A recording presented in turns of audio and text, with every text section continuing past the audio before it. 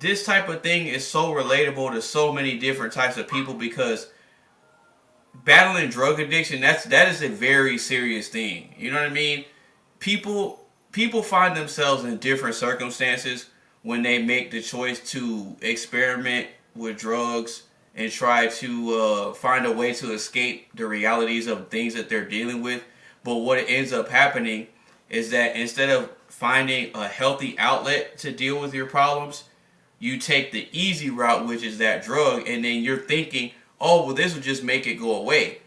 But when you come down and come back to reality, you're like, well, no, now things are worse. So now you end up in this cycle of this downward spiral of trying to get farther and farther away from your problems, but you end up making yourself worse and worse off. And my heart goes out to people who are dealing with drug addictions because, you know, it's a very serious thing. And, you know, I've seen and heard many stories of people falling victim to drugs. And, you know, some people get help, but a lot of people don't.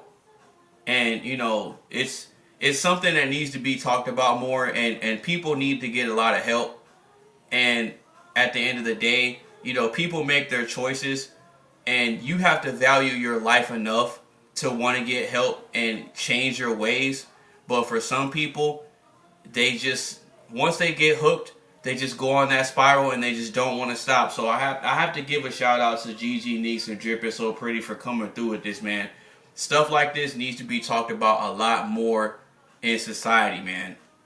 You know, because life is a very precious thing, and we don't need to be squandering our lives away on drugs, man. Nothing good comes from it.